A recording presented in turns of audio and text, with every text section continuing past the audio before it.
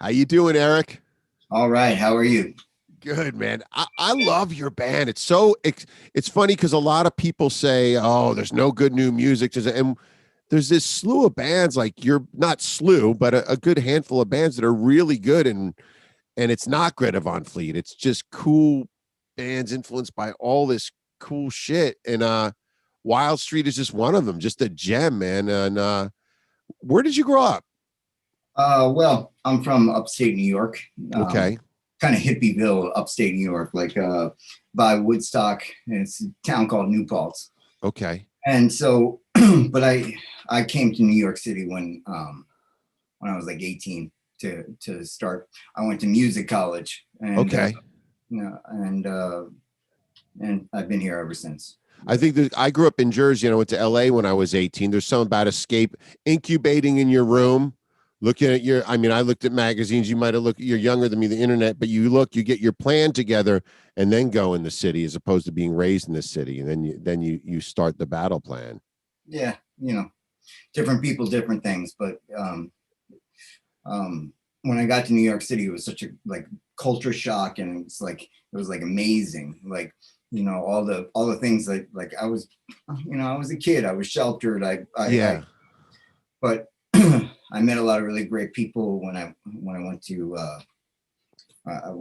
music school, and I still talk to many of them, and New York is insane. So Yeah. What were you studying in music school? What were you I, studying? I studied jazz guitar. Oh, that's cool. I think that depth is just so cool. I mean, that was like semi-precious weapons. Justin had that music school depth that you could just tell. I think it offers some meat to everything, having something behind you, man. I could tell that in your music. Well, I think because like I'm schooled, I'm trained, but my co-writer, his parents are musicians and he grew up with music, and he's not so like you know so music theory Yeah. based. I Yeah. think the blend of us together is why our songs are the way they are, and I think it's pretty cool. It's totally cool. It's modern. It's what great music should be. It's just a crock pot of cool stuff, and it sounds like you. And your sound evolves. I mean, the new singles totally evolved from where you started. It sounds like it's definitely an evolution, but still a thread in it of where you came from. Yeah, well, the reason why the album was released like 7 singles, right, is Yeah. because we wanted to set people up with the different sides of Wild Street. Okay, Yeah. Mother is just different. Like we're not limited to doing just one thing. It's a Mother stretched art stretches people's imagination to understand like that we're a hard rock band. We're not this kind of rock band. We're not this kind of rock band. It's and I think I think it's pretty. I think it's Super a pretty cool. good song. Oh, And it's a super cool. let me tell you a story about Mother. Okay, So hit me. in 2014 or something, Jimmy had been like working on this project, right? And he wrote a bunch of like kind of like hardcore kind of heavier ideas, right? And Right. so we were getting ideas, all our songs together for Wild Street 3, and and like we had some old songs already planned, like Still Love You, and Raise Hell was already done, but Three-Way Ride. But Mother, he sent me this instrumental, right? And it was pretty true to the arrangement was different, but the riffs were there, and like the kind of moodiness and evilness, and like so all like I immediately heard this vocal, and so I wrote something, and then I was on tour with another band in Europe, and Jimmy took the vocals that I had done, and he rearranged the instrumental to make it into what the arrangement that we went into the studio and recorded. So it Oh, that's cool. So it's done. Oh, that's cool, man. I love that jam. It's really good. and like I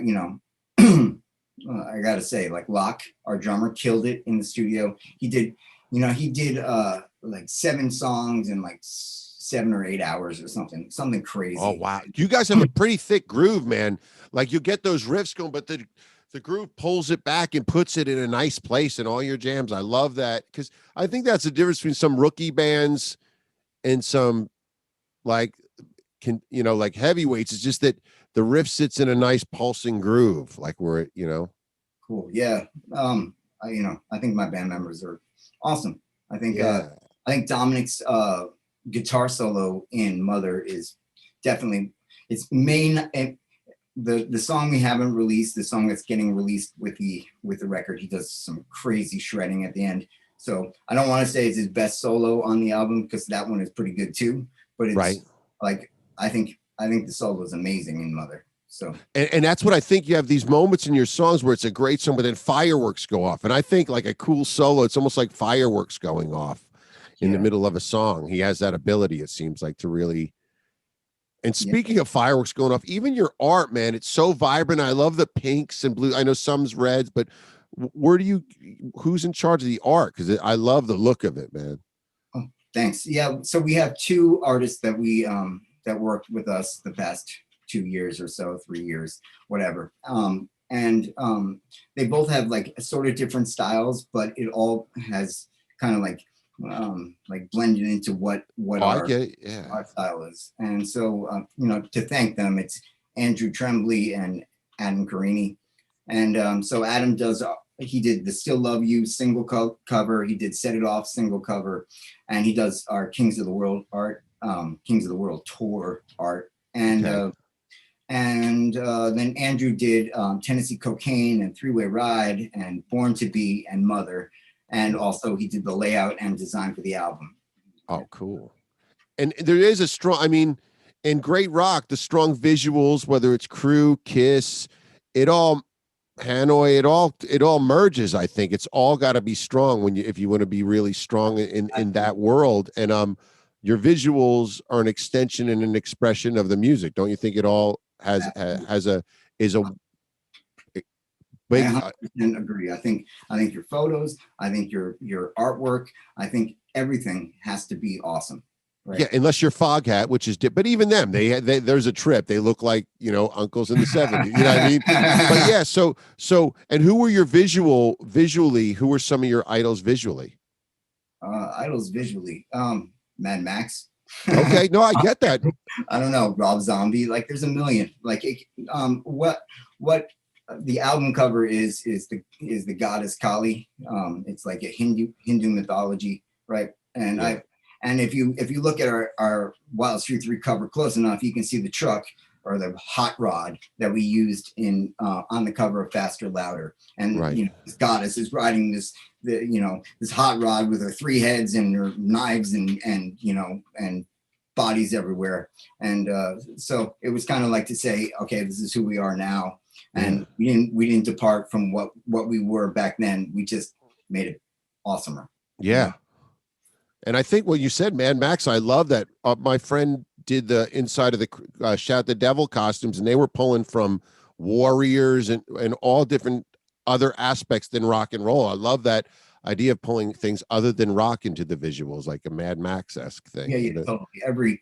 Every time, like it's always like a trip with an album cover or with like a single cover, because like you don't want to go for like the most literal way, like thing for people to understand, or like okay, we're gonna do this album cover, here's a star, you know what I mean? Yeah. You want something more. So but usually it's like I'm like early morning and I'm running and I'm like, oh, that's a great idea, you know what I mean? And Yeah. I start searching and saving things to my phone, and then I send them all to Andrew or Adam. Usually with Adam, I just say, hey, do your thing. Yeah. But sometimes I'll give more ideas, and whether it ends up being based on that idea, it doesn't really matter to me. It's just well, what's what you're talking about, running in the morning with that's your subconscious you're hitting. You're not too that's what it probably you're hitting at that point, as opposed to overly planning. Yeah. It's like it works for me. Yeah. And what did you grow up listening to? What before you moved to New York? What were you listening to? What were some of your favorite records in high school and stuff?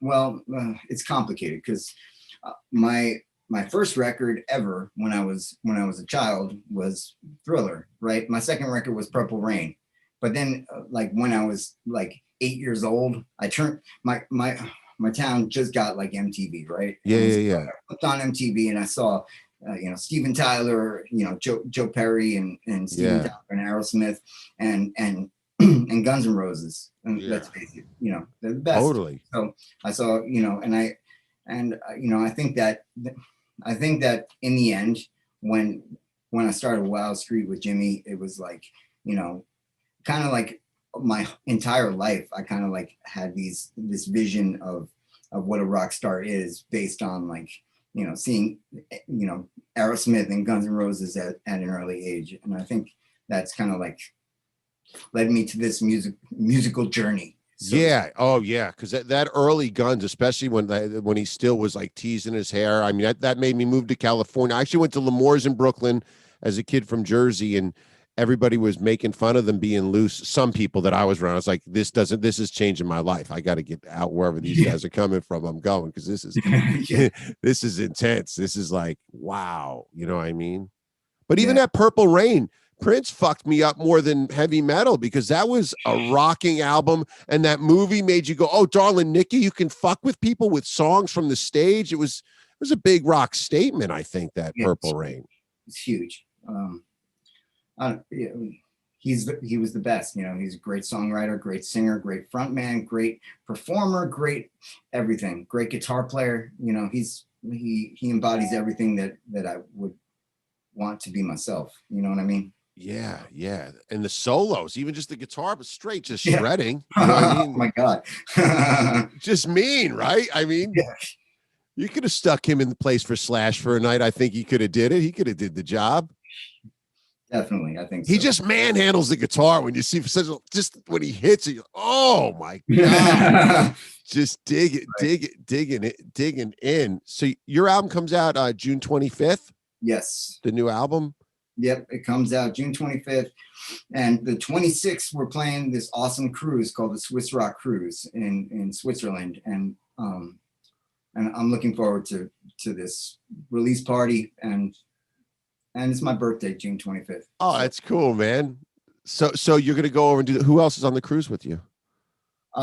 We're okay. So there's like 4 big main bands, and it's like Thunder Mother, us, and Junkyard Drive, and Shiraz Lane, and there's a ton of other people who are playing who are probably bigger, but I just can't remember. Right. No, but you're painting a picture now. I see where it's at. Yeah.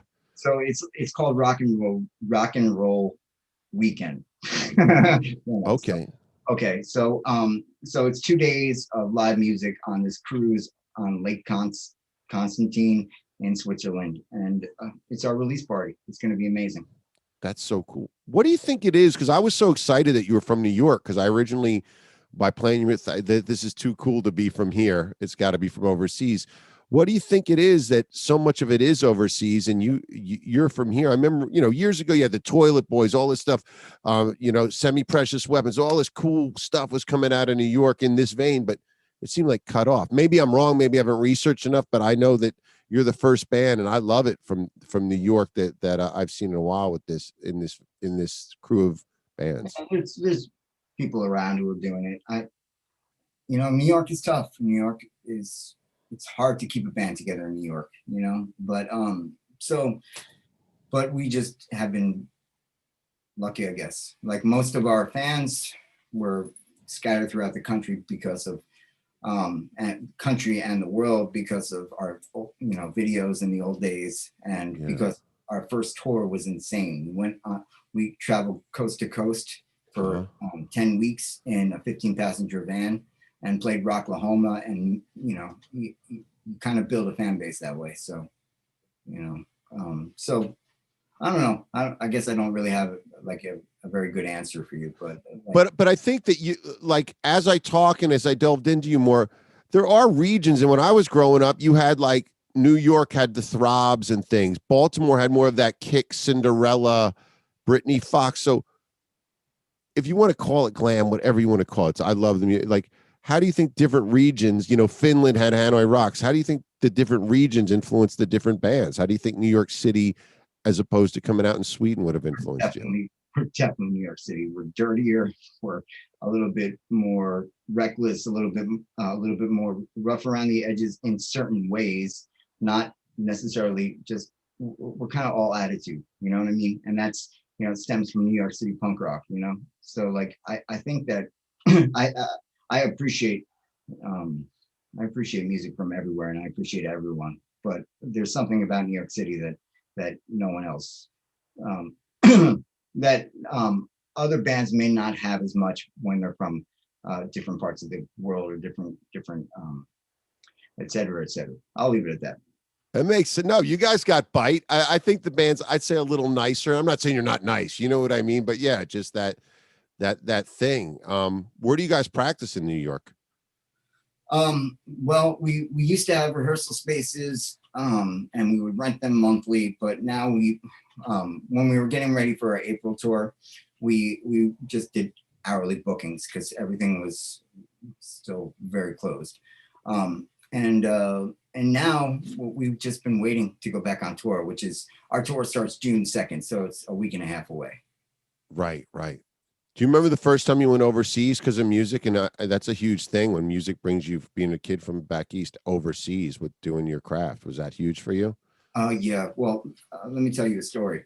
I'd love it. Well, okay, I have a lot of stories. I'll just tell you the important one. So Yeah. we did Glam and Sleaze Fest in 2019, and it was our first time in Europe, and it was Where was it in? Where was it in? It was in Germany, and we played in Netherlands, in Belgium, and I think in Germany. Yeah, and that was it. But it was an awesome experience, and it's like to see, to face with your fans who know your music and love your music, and it's pretty huge. Let's be honest. Like, oh yeah, that's the truth. I mean, you're floored. You were brought over there to play music. Was that the first time you went over there to play music over there? No, but it was my first time playing with Wildstreet. Okay. And something we can talk about that another time. But okay. Yeah, it was our first time overseas playing as well. Do you have a strong following over there, don't you? Yeah. See, like, our following is loyal, and it's not really like it's not like in like one specific place. It's scattered everywhere, which makes it hard in a certain sense. But yeah, it doesn't really, because like, if because we'll go there. We'll go there and play. It's not, anything is possible. You know what I mean? Oh yes. And what do you think? What do you think about going there through the internet? You did a lot of live streams during the pandemic, and like, don't you think that's a blessing that you can reach into people? What we're doing right here, right now. Okay, let me talk about this. This is really important. In the old days with Wildstreet, I was like, whatever. Like, I'm a strange dude, right? And so I was completely aloof from our fans, and like, I did not. I think it was like horrible, because like then everybody thought I was even weirder, right? Now, like during the pandemic, and before, because it was actually, I started live streaming like in November or something, and then the pandemic happened in March or whatever. I started live streaming in an effort to connect better with our fans, and to and I think I did, really, because like at one point we had 5 million people, 5 million traffic to our Facebook page. Okay. Wow. We rebuilt our fan base through like the live streaming, and it's like, I will not say that the performances were fantastic, but who cares? A connection. My apartment. But it's the fact that people were coming to hang out, and because they like our music. It's really cool. I think it's I really love it. And I think that, dude, not sounding right. I was talking with Mick from the Bullet Boys. We're talking about Aerosmith and Guns, and like, that's why I almost left back east, because everybody was complaining that when Guns played the Ritz and L'Amour's, they didn't sound like the album. But the guitars getting to play that danger. There's a danger sound. There's a danger sound on Aerosmith live bootleg. There's a danger sound on GNR Live at the Ritz, and you're talking about that danger, and I like that. And some people don't. Some people want. I think you go to Dream Theater for that, and they're great. Yeah, You know what I mean? Like, it's a great band, but that's. But my ears, I want to hear it. You know, like live bootleg. I like hearing fireworks on live albums. Yeah, and like, okay, so like a band who's touring, you play together every night, you get better, and you get better at like guessing where your bandmates are going, and you know, come up with new things on the spot, and you know, kind of, you know, do push each other to be better. And I think that if it's too structured, if it's too like too rigid on what you're doing, then it kind of kills it. It kills the rock. You know what I mean? So, you know, rock and roll is supposed to be loose. It's rock and roll is an attitude, right? Yes. It's reckless. It's annoying at times. It's loud and it's fearless. And I think that Wildstreet embodies all those things. Totally. And you know, I always say like a band is a gang mentality, which a gang mentality is a stupid mentality. They end up shooting each other at the end. You know what I mean? So you hate these guys. Like a band will make your friendships and kill your friendships. It does it. It will make you old and keep you young. It's so many dualities in a true rock and roll band. Yeah, I never wanted a solo project. I wanted Wildstreet. I want a band because it's like it makes you so much better. Honestly, A band is the best, man. When you bring an idea in and you watch it go out and people add to it, it's just beautiful. Yeah, it's like there's nothing like it. Like for example, like, you know, case in point, like playing music alone.